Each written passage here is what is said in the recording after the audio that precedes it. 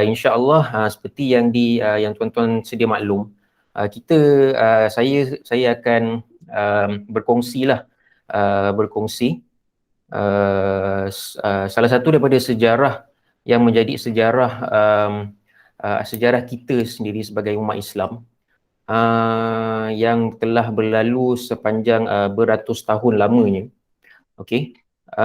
Yang sepatutnya menjadi satu iktibar bagi kita, yang menjadi satu sejarah dan satu pengajaran yang kita perlu ambil lah. Jadi tajuk yang kita akan kongsikan pada malam ni adalah sejarah khilafah Turki Uthmaniyah. Kepada yang belum tahu bahawa khilafah Turki Uthmaniyah ni adalah salah satu daripada empayar Islam yang paling lama sekali. Yang paling lama sekali bertapak di muka bumi ini, dan menjadi pemimpin kepada keseluruhan dunia Islam satu ketika dahulu.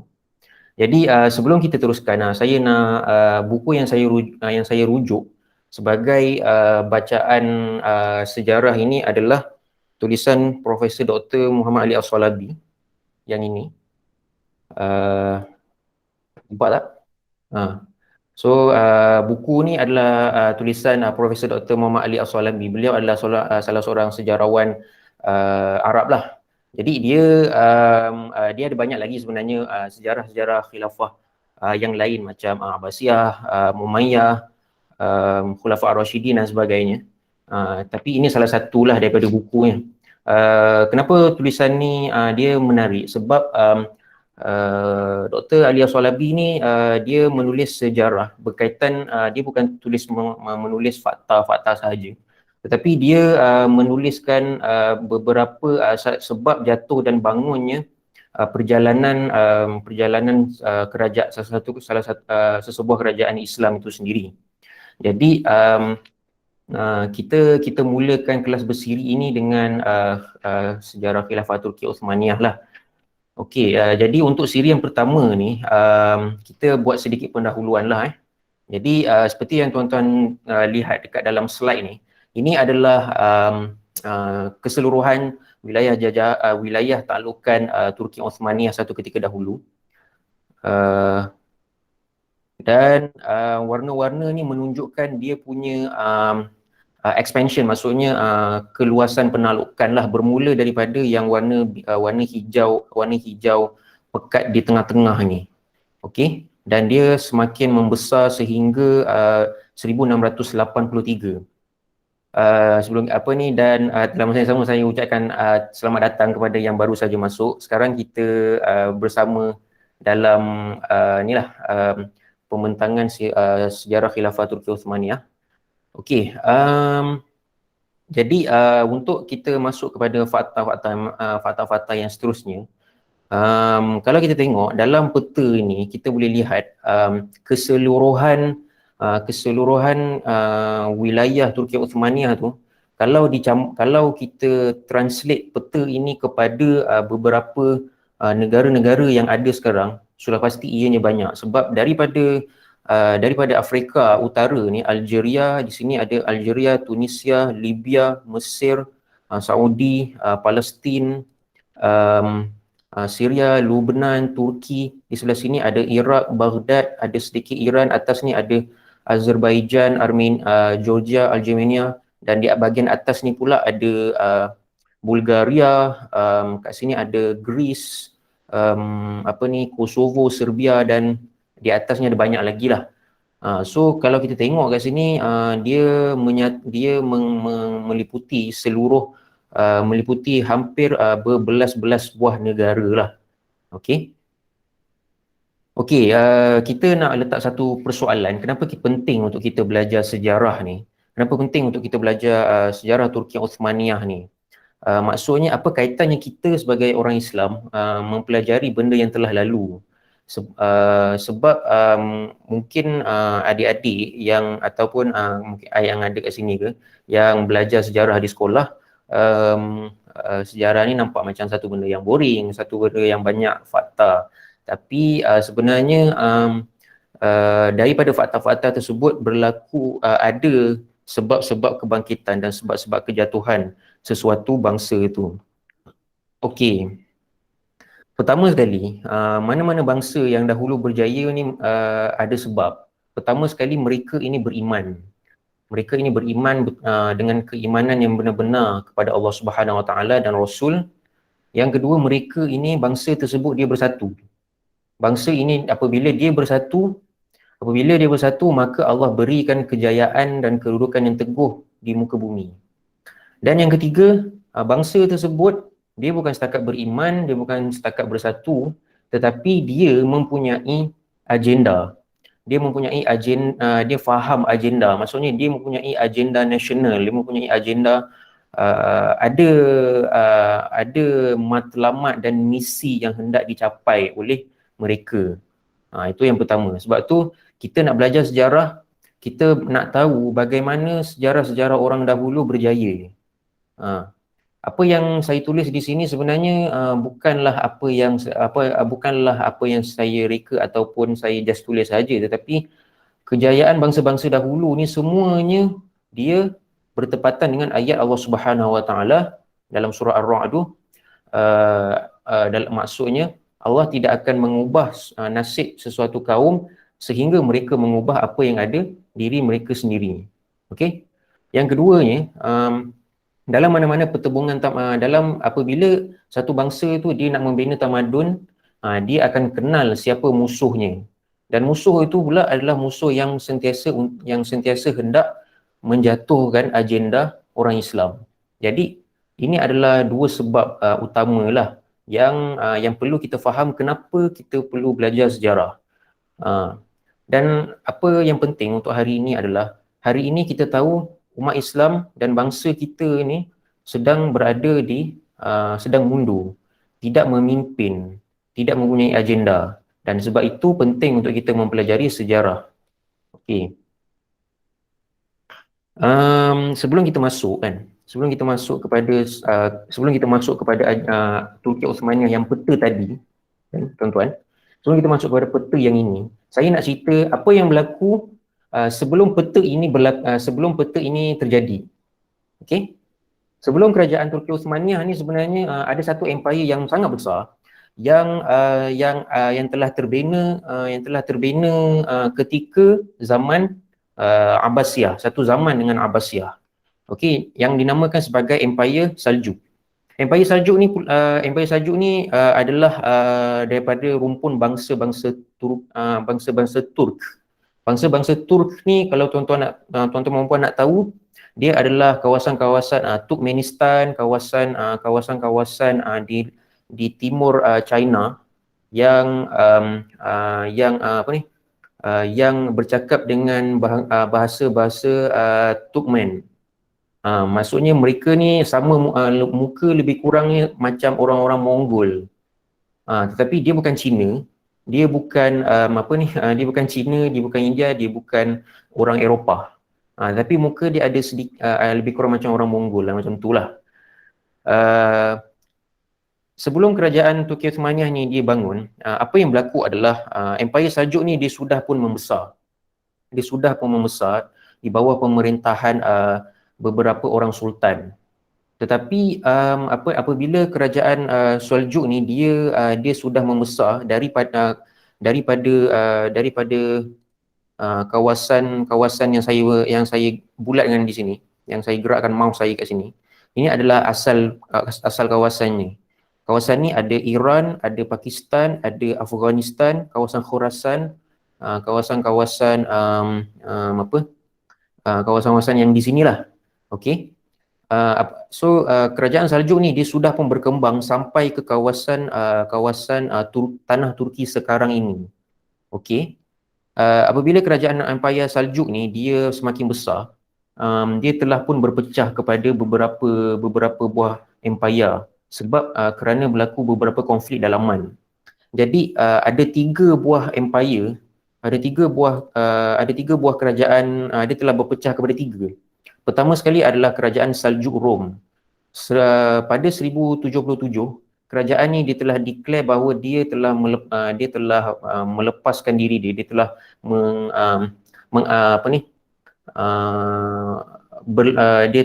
dia declare untuk tak nak duduk di bawah pemerintah Saljuk. Jadi dia nak independent, nak merdeka sendiri. Yang ni pula di kawasan Atabeg. Nama dia adalah Kerajaan Atabeg. Kerajaan Atabeg ni adalah kawasan atas ni, kawasan Armenia. Kawasan Armenia ni berada di kawasan timur Laut Caspian. Kawasan ni dia juga berpecah menjadi Kerajaan Atabeg. Dia declare perpecahan dia daripada Kerajaan Saljuk pada 1136. Dan di sebelah kawasan sedikit kawasan Iran di sini, Iran, Afghanistan, kawasan Pakistan, kawasan Turkmenistan di sini, nama dia adalah kawasan Kerajaan Al-Khawarizmi. Kalau tuan-tuan pernah dengar Al-Khawarizmi, seorang ulama yang pakar matematik. Maksudnya nama Khawarizmi itu adalah nama kaum Khawarizmi itulah. Jadi dia juga declare dia berpecah daripada Kerajaan Saljuk pada 1077. Jadi kalau tuan-tuan semua nak tahu, perpecahan kesemua kerajaan-kerajaan ni adalah daripada beberapa adik-beradik adik-beradik yang duduk dalam satu kerajaan tersebutlah. Dia adalah anak kepada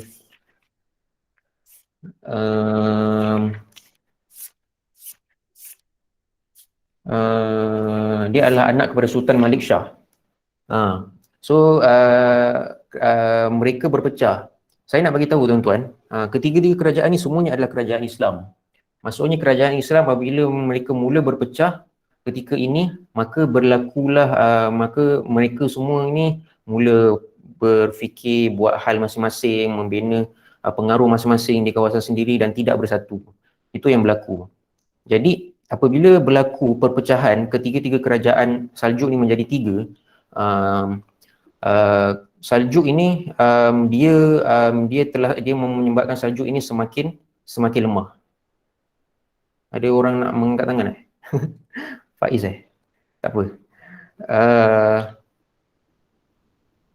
Okey, saya nak cerita sebelum Saljuk tersebut berpecah, saya nak bagi tahu bahawa kerajaan Saljuk ini dia adalah satu kerajaan yang kuat. Ada tiga sebab. Kalau tuan-tuan tengok tadi kan, kebesaran Saljuk ni dia sebelum dia berpecah, kekuatan dia ada tiga. Pertama sekali, dia berjaya membantu kerajaan Abbasiyah menumpaskan kerajaan Syiah Buaihiyah dekat Parsi, iaitu dekat Iran, dan menumpaskan kerajaan Syiah Fatimiyah di Mesir. Ketika itu sebenarnya kerajaan Abbasiyah ni adalah kerajaan Bani Abbas lah, maksudnya dia adalah kerajaan yang berpusat di Baghdad lah pada waktu tu. Kerajaan Abbasiyah ni dia keluasan dia kecil, tetapi kerajaan tersebut memegang title Khalifah. Dia tidak mempunyai kawasan seluas kerajaan Saljuk. Jadi kerajaan Saljuk inilah telah menumpahkan taat setianya kepada kerajaan Abbasiyah. Jadi Saljuk ini apa yang dia buat? Dia telah membantu kerajaan Abbasiyah untuk menumpaskan kerajaan Syiah di Parsi, di Iran dan di Mesir. Sebab kerajaan Syiah waktu tu dia sudah pun ada kerajaan yang besar. Jadi kalau kita tahu Syiah ni dia memang bermusuhlah dengan Ahlussunnah wal Jamaah. Jadi itu adalah satu kekuatan kerajaan Saljuk. Yang kedua adalah ketika zaman Salahuddin Al-Ayyubi, kerajaan Saljuk jugalah yang bersatu bersama pemerintah Sultan Salahuddin Al-Ayyubi untuk membebaskan Baitul Maqdis.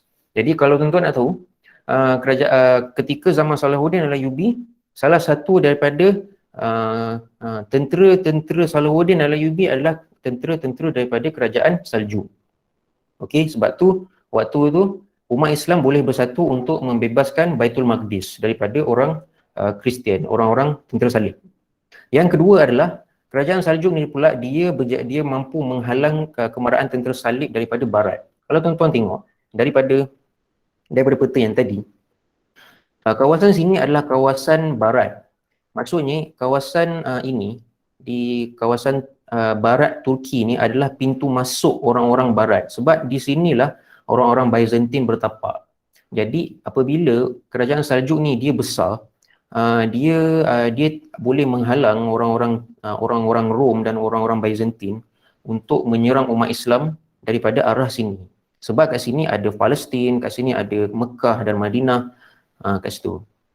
Dan ada satu lagi perkara yang saya tak sebut lagi kat sini adalah apabila kerajaan Saljuk ini dia kuat, dia bukan dapat saja mengalahkan Syiah dan Salib sahaja, tetapi dia boleh menghalang kemarahan orang-orang Mongol. Sebab orang-orang Mongol dia berasal daripada kawasan atas ni. Sebab apabila Mongol dia nak pusat Mongol berada di kawasan atas ni lah, kawasan sejuk kat sini. Okey, itu adalah kekuatan kerajaan Saljuk. Faktor kejatuhan kerajaan Saljuk ni apabila berlaku konflik keluarga, anak-anak Sultan Malik Shah ini mereka berpecah kepada yang saya sebutkan tadi. Mereka telah berpecah dan masing-masing mengambil 3 kerajaan yang besar tadi tu. Tak apalah saya tak sebutkan nama sebab banyak sangat dia punya fakta dia. Tapi atas sebab konflik anak-anak sultan tersebut, maka mereka berpecah kepada 3. Yang kedua adalah mereka tidak apabila berpecah kepada 3, mereka tidak mampu menyatukan Syam, Mesir dan Iraq. Maksudnya Syam ni maksudnya kawasan Syria dan Lebanon, Mesir lah, dan Iraq ni adalah kawasan sebelah Syria tu. Jadi ketiga-tiga kawasan kunci umat Islam ni apabila Saljuk berpecah, yang mana sebelum ni dia yang menyatukan Syam, Mesir dan Iraq, tetapi disebabkan mereka berpecah, kawasan Syam, Mesir dan Iraq tu kembali dimasuki oleh orang Syiah dan orang Mongol. Yang ketiganya adalah konspirasi Syiah Batiniyah. Maksudnya orang-orang Syiah ni dia berjaya menyusup masuk ke dalam pemerintahan Saljuk sehingga Syiah ni berjaya membunuh beberapa pemerintah mereka lah. Macam tu. Jadi kalau kita nak simpulkan, kerajaan Saljuk ni peranan besar dia tu adalah dia membantu Syiah supaya dia berjaya menghalang kemarahan Syiah dan Mongol lah sedikit. Jadi itu adalah sumbangan yang besar kerajaan Saljuk ini kepada khalifah ketiga itu. Tetapi kerajaan Saljuk walaupun dia mempunyai kawasan yang luas seperti yang saya sebutkan tadi, dia meletakkan kesetiaannya kepada khalifah walaupun Abbasiyah waktu itu kerajaannya tidaklah sebesar Saljuk. Okey. Apabila kerajaan so kita masuklah kepada macam mana kerajaan Turki Uthmaniyah ni boleh datang, boleh terbina. Okey. Kerajaan Turki Uthmaniyah ni dia adalah ini ilustrasi gambar Sultan Osman yang pertama lah. Okey. Kalau saya nak cerita, dia bermula daripada kawasan yang warna coklat ni. Kawasan yang warna coklat ni adalah permulaan kepada kekuasaan Sultan Osman yang pertama. Sebelum Sultan Osman ini lahir, saya nak cerita bagaimana kerajaan pemerintahan Osman tu dia bermula. Okey. Pertama sekali adalah keluarga Sultan Osman ni dia bukanlah berasal daripada orang-orang bangsawan ataupun keturunan mana-mana lah. Dia adalah salah satu kabilah orang-orang Turkmen yang lari daripada keserangan Mongol. Kabilah ni maksudnya dia macam satu perkampungan ataupun satu kumpulan orang-orang nomad lah, orang-orang yang berpindah randa. Dia mula-mula dipimpin oleh datuk kepada Sultan Osman, nama dia Sulaiman. Jadi apabila dia lari daripada serangan Mongol, dia berpindah ke Anatolia. Okey, Anatolia yang saya masukkan di sini adalah tanah Turki sekarang lah, Anatolia. Anak kepada Sulaiman yang memimpin kabilah Turkmen ni, nama dia Ertugrul. Dia telah membawa kabilah dia berkampung sampai ke barat laut Anatolia. Barat laut Anatolia yang maksud saya ni adalah di sini. Di sini, di kawasan yang saya bulatkan ini, di sini. Okey. Ertugrul ni kalau tuan-tuan pernah dengar tengok, kalau tuan-tuan pernah dengar cerita Ertugrul yang drama Turki sekarang, bukan sekarang, maksudnya dia dah pun habis lah drama tu. Sekarang ni drama Osman lah. Drama Turki Ertugrul tu, dia menceritakan bagaimana Ertugrul ni dia membangkitkan semangat jihad orang-orang Turki untuk melawan Mongol dan Kristian lah, Byzantine waktu tu. Tapi dalam cerita-cerita yang panjang tu sebenarnya kalau ikut catatan sejarah hanyalah sebahagian sahaja daripada apa yang ada dalam cerita tu. Tapi ini saya cerita berdasarkan apa yang ditulis dalam buku inilah, berdasarkan rujukan. Jadi saya simpulkan, Ertugrul ni apabila dia sudah kampung dia tu sudah bertapak di situ, di barat laut Anatolia tu, beliau telah membantu Sultan Saljuk Rom pada waktu tu. Okay, Sultan Saljuk Rom yang saya ceritakan tadi adalah Sultan Saljuk Rom yang di sini, yang berpecah daripada Empire Saljuk yang asalnya besar. Ini namanya Sultan Saljuk Rom.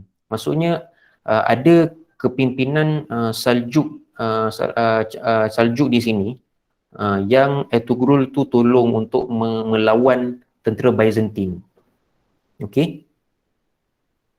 Jadi apabila Ertugrul ni dia berjaya membantu Saljuk untuk melawan tentera Byzantine di Anatolia tu, di tanah Turki sekarang ini, komander Sultan, komander Saljuk tersebut telah menghadiahkan kabilah Ertugrul tu sebidang tanah untuk dia bertapak sebagai tanah untuk dia bermustautin di situlah, untuk dia settlement kat situ.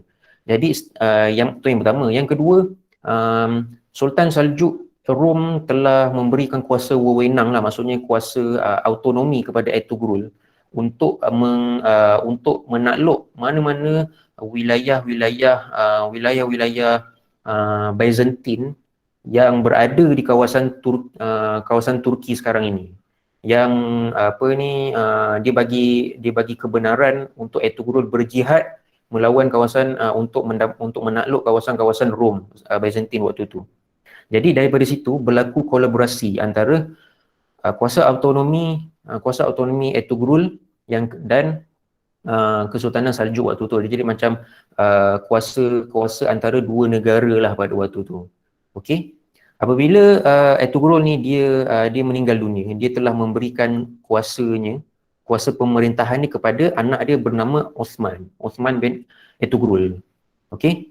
So nak ceritanya kat sini adalah Sultan Osman ni dia lahir ketika mana pada tahun yang sama Mongol di bawah Hulagu Khan menyerang kota Baghdad.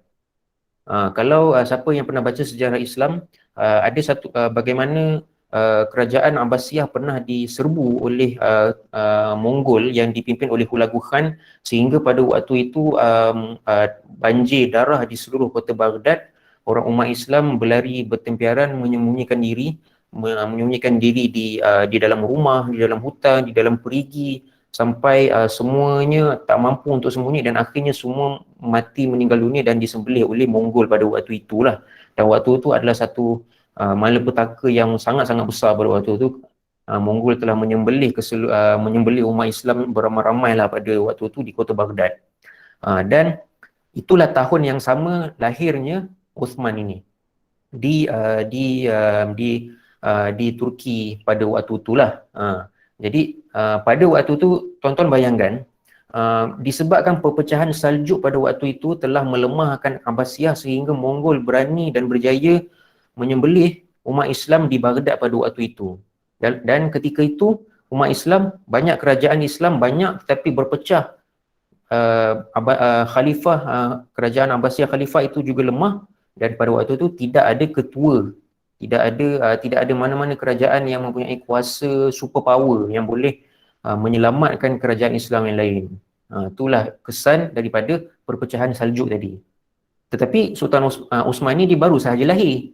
Jadi umat Islam waktu tu dia mempunyai satu tempoh yang panjang. Kerajaan Islam semuanya kelompok kecil, tetapi tidak ada satu pun yang mempunyai dominasi. tidak mempunyai dominasi dan tidak mempunyai kekuatan untuk memimpin kerajaan yang lain. Okey, apabila Sultan saya teruskan. So apabila Sultan Osman ini dia mewarisi mewarisi ayah dia Ertugrul. Sekarang ni kalau drama Turki dia dah sampai kepada cerita Osman tu lah. Dia lawan apa Mongol dengan lawan Mongol dengan lawan Rom. Okey. Ada beberapa perkara dalam kisah Osman ni yang saya boleh ringkaskan sebab ada banyak sebenarnya fakta-fakta dia. Maksudnya banyak kawasan-kawasan yang Sultan Osman ni telah takluki apabila dia telah diberikan kuasa oleh Sultan Saljuk untuk menakluk. Saya ceritakan beberapa fakta yang signifikan lah. Okey. Pada waktu tu Sultan Seljuk Rom ni dipimpin oleh nama sultan tu adalah Sultan Alauddin Kaykubat. Sultan Alauddin Kaykubat ini dia telah memberikan kuasa pemerintahan yang merdeka kepada Osman lah pada waktu itu, iaitu pada tahun 1300 Masihi. Okey, apabila Sultan Alauddin memberikan kemerdekaan, maksudnya menganugerahkan pemerintahan yang merdeka lah kepada Sultan Osman. Ketika itulah Sultan Osman mendapat gelaran sultan lah. Jadi start daripada itu Sultan Osman dia memulakan penaklukan dia lah. Pada 1317 dia menakluk Bursa. Bursa ni tuan-tuan kat mana? Bursa ni adalah kawasan di sini yang warna oranye ni. Saya nak cerita kawasan warna coklat ni, coklat gelap ni adalah kawasan asal Ertugrul dan Osman. Bursa ni adalah kawasan bagaimana Sultan Osman berjaya buka lah. Jadi kita nak bagi tahu kawasan penaklukan Sultan Osman tu dia semakin besar di sini. Ini nama dia Bursa lah. Okey, Bursa ni sampai sekarang kalau dalam peta Turki adalah. Okey. Dan apabila Sultan Osman ni semakin membesarkan wilayahnya, kita boleh lihat, saya tulis kat sini, kelompok dan jemaah Islam tunduk di bawah pemerintahan Osman. Kita boleh tengok kat situ, kita boleh tengok ada beberapa jemaah-jemaah ataupun kelompok-kelompok dan pemerintahan-pemerintahan kecil umat Islam ataupun perkampungan perkampungan kecil umat Islam yang memberikan taat setia dan duduk di bawah pemerintahan Sultan Osman. Mereka bernaung di bawah pemerintahan Sultan Osman. Jadi apabila Sultan Osman ini dia betul-betul ikhlas berjihad kepada Allah Subhanahu Wa Taala, kita boleh lihat umat Islam yang lain dia berasa segan dan dia mengiktiraf kepimpinan Sultan Osman itu sehingga mereka ni meletakkan kesetiaannya dan duduk di bawah pemerintahan Sultan Osman. Ada beberapa kelompok-kelompok yang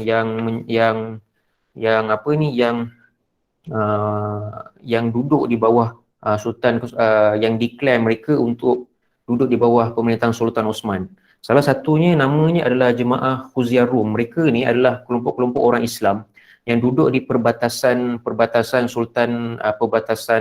kawasan Saljuk Rom. Mereka ni pun juga adalah pemerintah autonomi lah daripada Saljuk Rom. Lepas tu mereka nampak kekuatan Sultan Osman ni, so mereka memberikan taat setia dan duduk di bawah pentadbiran Sultan Osman. Dan ada jugalah beberapa jemaah-jemaah Islam yang lain yang duduk di bawah pemerintahan Sultan Osman. Jadi pemerintahan Sultan Osman ni dia telah meluaskan wilayahnya lebih besar daripada wilayah yang dia dapat daripada ayahnya. Okey.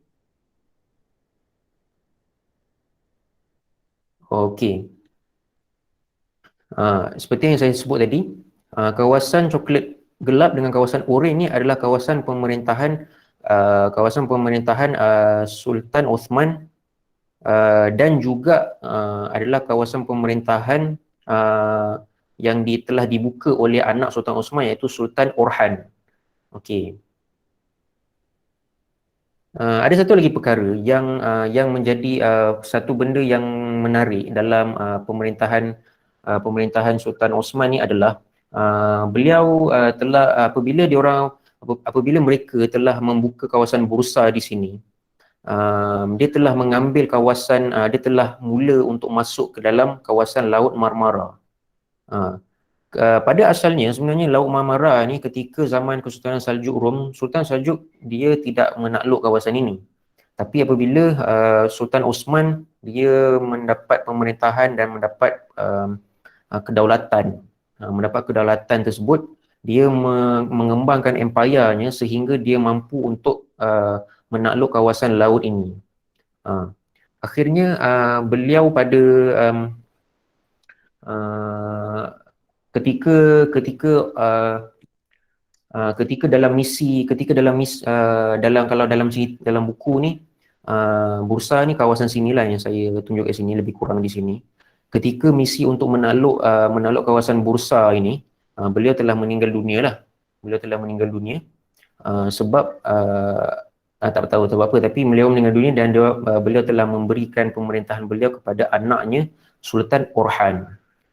Sultan Orhan tu dia telah meneruskan penaklukan wilayah-wilayah Islam untuk mendapatkan tanah-tanah baru daripada jajahan tentera-tentera Byzantine lah pada waktu tu. Okey. Kalau tuan-tuan tengok kenapa kawasan ni yang ditakluk? Ini satu lagi perkara menarik yang saya nak cerita. Okey. Kalau tuan-tuan lihat di sini, kalau tuan-tuan lihat di sini, sekejap, saya rasa saya nak besarkan sikit. Boleh besarkan sikit tengok sini. Apa beliau menakluk kawasan bursa ini? Kalau tuan-tuan nak tengok, kat sini adalah kawasan Istanbul. Kawasan Istanbul ni sebenarnya adalah kawasan Konstantinopel. Asalnya Konstantinopel ni dia adalah kawasan jajahan Byzantine lah pada waktu tu. Konstantinopel ni dia macam White House untuk orang-orang salib lah, orang-orang Kristian. Dia macam White House di Amerika lah. Jadi ini adalah pusat orang-orang Rom, pusat orang-orang Kristian. Jadi dia punya strateginya adalah apa tuan-tuan? Strateginya adalah apabila umat Islam dia menakluk kawasan bursa ini, dia akan dia boleh memulakan usaha mengepung Konstantinopel daripada kawasan barat. Jadi apabila dia masuk ikut Laut Marmara yang saya sebutkan tadi, dia boleh seberang. Apabila dia seberang, dia boleh menakluk kawasan yang saya bulat kat sini, contohnya Gallipoli kat sini. Jadi dia punya strategi dia adalah memulakan penaklukan Konstantinopel dengan mengepung Konstantinopel. Jadi caranya adalah dia menyeberang Laut Marmara ini, menyeberang pergi ke pantai barat Eropah. So dia mula usaha membuka wilayah Islam di kawasan Gallipoli kat sini. Kat sini tuan-tuan, kalau tuan-tuan boleh cari antara negara yang ada kat sini adalah negara Bulgaria. Kalau tuan-tuan tahu, negara Bulgaria juga adalah negara yang pernah diislamkan, negara yang ada orang Islam jugalah pada waktu sekarang ni pun memang ada lah. Jadi pernah menjadi wilayah Osman pada waktu tu. Tetapi Sultan Osman dia meninggal dunia dan akhirnya penaklukan dia tu diwarisi oleh anak dia Sultan Orhan. Okey. Habis tentang Sultan Osman. Jadi tuan-tuan, kalau kita tengok sultan-sultan yang ada dalam Turki Osmaniyah ni dia ada banyak dan dia beratus tahun ada banyak sultan lah. Okey.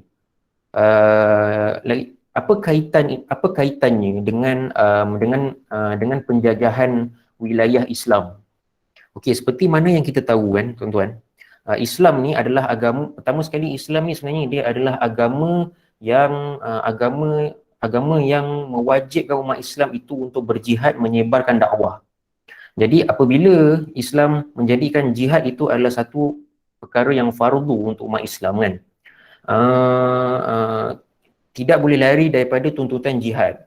Jadi kalau dah tengok daripada strategi dan taktikalnya, Kalau kawasan di sini yang saya tunjuk sini, ini adalah kawasan Maghribi, atas ni adalah kawasan Andalusia, Spanyol.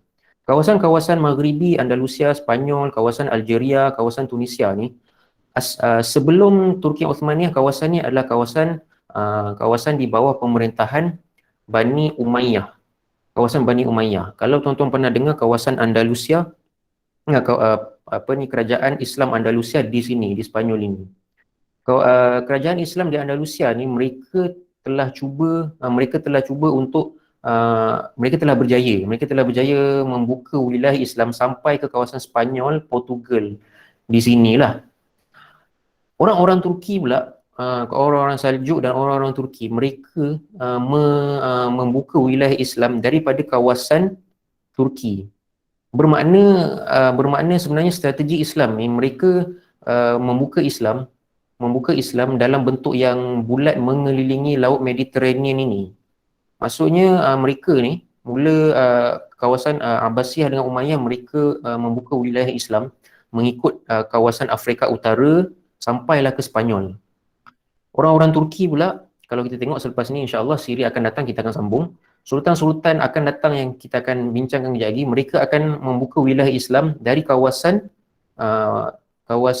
Rom ini. Kawasan Rom kat sini adalah kawasan Serbia, kawasan Greece, semua yang kat sini lah. So mereka ni membuka wilayah Islam, mengislamkan, menyebarkan dakwah mereka dari arah sini. Jadi dia nampak macam mengelilingi Laut Mediterranean ini. Jadi nanti kita akan tengok bagaimana peranan Sultan Osmaniyah, dia membuka wilayah Islam daripada melalui pintu Rom ini. Sebab Umayyah dan Abbasiyah, Umayyah khususnya, dia telah membuka wilayah Islam, menakluk daripada kawasan Afrika Utara sampai ke Spanyol. Jadi dia akan ada titik temu di Rom tu nanti. Maksudnya titik temu kawasan wilayah Islam tu di kawasan Europe lah, kawasan Europe. Macam itulah. Kita habis tentang Sultan Osman I. InsyaAllah untuk siri yang kedua nanti kita akan sambung. Untuk siri yang kedua insyaAllah dalam tajuk Sultan Orhan bin Osman. So Sultan Orhan bin Osman ni tuan-tuan akan lihat bagaimana Sultan Orhan ni pula dia akan berjaya menyeberangi Laut Marmara itu yang saya tunjukkan tadi. Dan dia akan memulakan penjajahan, memulakan penaklukan Konstantinopel tu dengan cara mengepung Konstantinopel tu dengan melalui laut tadi itulah. Wallahu alam bissawab. InsyaAllah kita akan sambung siri yang kedua nanti pada Selasa depan juga insyaAllah, pada hari dan waktu yang sama. Jadi dalam topik Sultan Orhan nanti, kita akan buat macam biasalah sehinggalah insyaAllah ada rezeki. Saya akan bentang sehingga buku ni habislah, buku tulisan Muhammad Ali As-Salabi ni habis sehinggalah kejatuhan Turki Osmaniyah 1924. So kita akan tengok bagaimana setiap fasa, setiap sultan dia ada peranan-peranan dia, dan ada fasa kebangkitan dan ada fasa kejatuhannya. Jadi saya menyeru kepada tuan-tuan dan puan-puan untuk bersama-samalah dalam kuliah surau residensi Melo, surau Al-Falah, setiap hari Selasa pada jam 8 malam. Sebelum kita habis, mungkin tuan-tuan ada beberapa perkara lah, ataupun ada apa-apa nak tanya ke berkenaan dengan topik yang kita baru ceritakan tadi. Silakan kalau ada, nak buka mic pun boleh.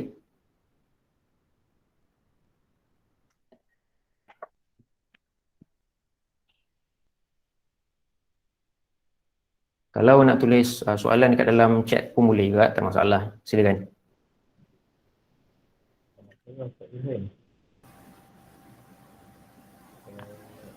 Tak ada Okey. Sebelum kita habis, saya alu-alukan juga mungkin Haji Mustafa kalau ada apa-apa sepatah dua kata sebagai selaku pengerusi, kalau ada pesanan-pesanan yang nak disampaikan kepada warga Melo, kalau ada, Tuan Haji.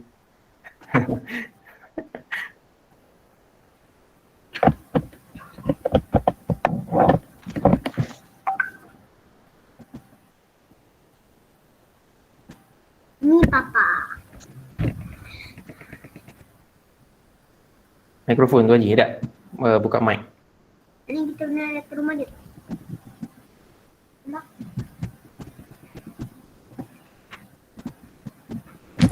Haji Mus Haji Mus dah pergi surau ke?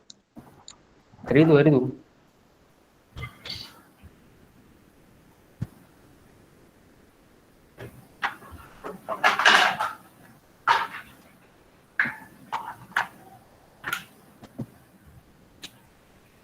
Ada Haji? Haji Mus. Okey, baik. Okey, tak apa. InsyaAllah. Sekali lagi saya ucapkan terima kasih kepada... Assalamualaikum Ustaz. Ya. Nak minta laluan. Nak minta laluan berkenaan dengan kita di Surau Residensi Melo, Surau Al-Falah. Kita ada menyediakan bantuan apa nama ni? Bantuan untuk yang terkesan dengan COVID lah. Sama ada dari segi pendapatan dan sebagainya lah. Jadi saya menyeru kepada semua yang ada karya di Residensi Melo, kalau kalau kita kenal ataupun kita kenal pasti jiran-jiran kita yang mengalami sedikit kesusahan, nanti boleh maklumkan dekat Tuan Syamil lah. Untuk kita sama-sama bantu, insyaAllah apa yang boleh lah. Setakat ni AJK Surau telah bekerjasama dengan Anjung Budi atau NGO kat Anjung Budi dekat Seksyen 7, dan insyaAllah kita akan berterusan bantu setakat yang boleh, insyaAllah. Mohon panjang-panjangkanlah kalau kita ada nampak saudara mara atau jiran-jiran kita yang memerlukan bantuan, insyaAllah. Terima kasih Ustaz.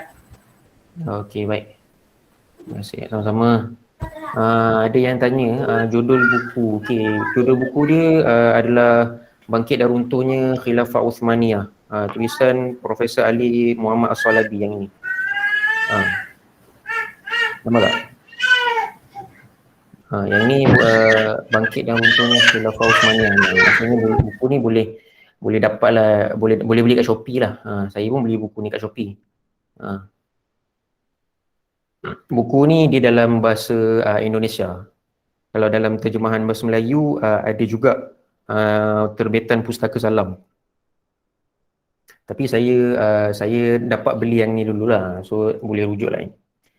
Okey, baik. Okey, itu saja. Terima kasih banyak. InsyaAllah kita jumpa lagi minggu depan pada hari Selasa jam 8 malam.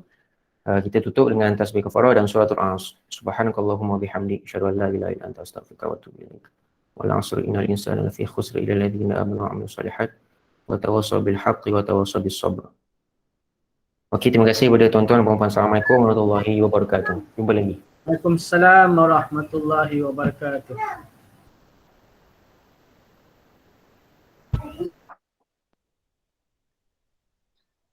Waalaikumsalam warahmatullahi